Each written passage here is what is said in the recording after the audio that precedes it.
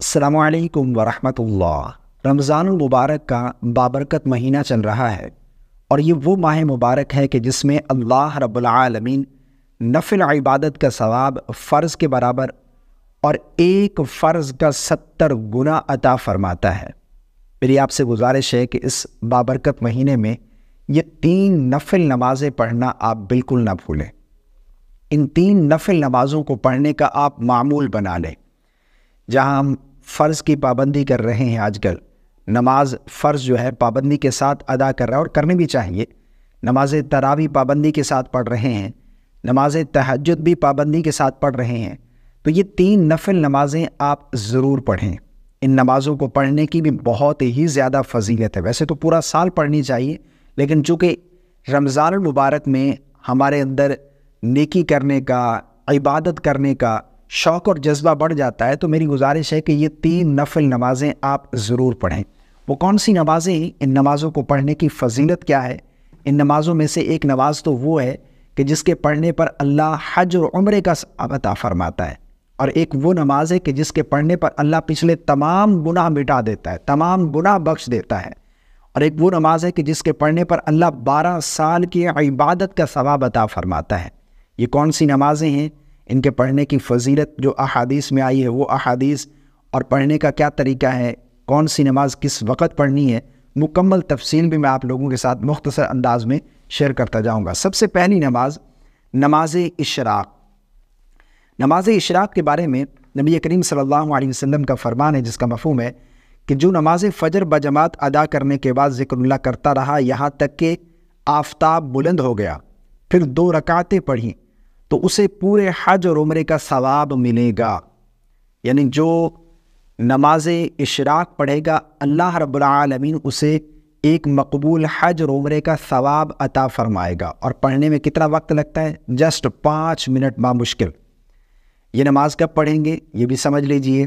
دیکھیں، جب سورج طلوع ہوتا ہے، سورج طلوع ہونے کے بعد جو مکروہ وقت ہے وہ گزرنے کے بعد اب اس نماز کا وقت شروع ہو گیا، اب ہم یہ نماز ادا کر سکتے ہیں۔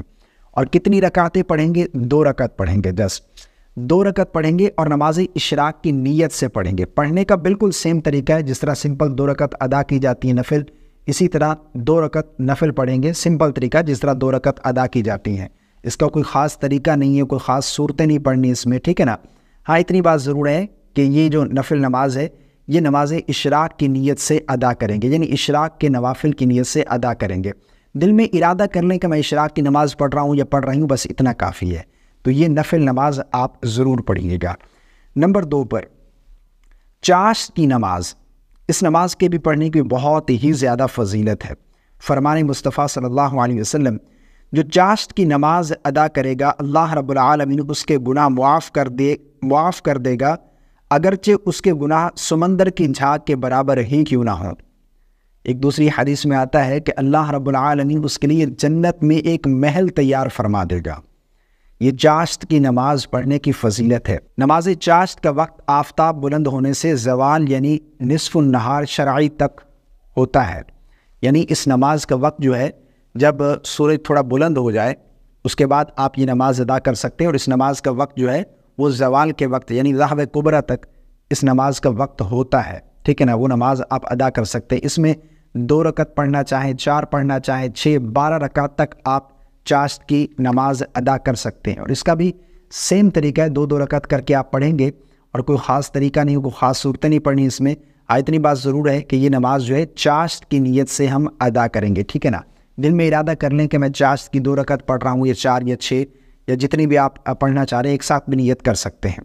تو نمبر 2 پر چاشت کی نماز۔ نمبر 3 پر اوابین کی نماز۔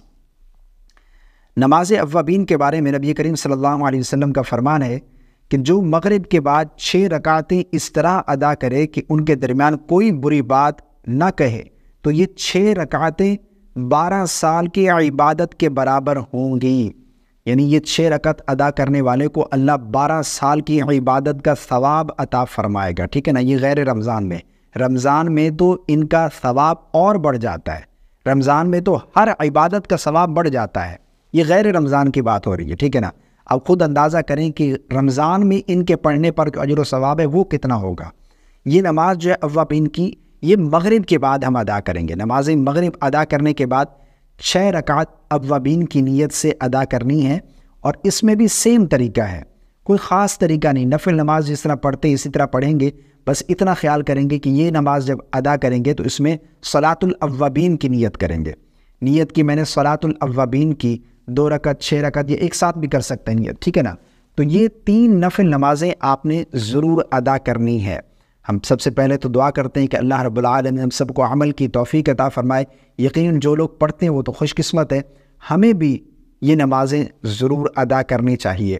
ہو سکتا ہے اللہ کو یہ ادا ایسی پسند آئے کہ اللہ پورا سال ہمیں یہ نمازیں ادا کرنے کی توفیق عطا فرما دے۔ اللہ سے دعا کرتے ہیں کہ اللہ رب العالمین ہمیں یہ توفیق عطا فرمائے اور ہمیں نوافل کا بھی پابند بنائے۔ جتنے بھی فضیلت والی نفل نمازیں ہیں اللہ ان کا ہمیں پابند بنائے۔ السلام علیکم ورحمۃ اللہ۔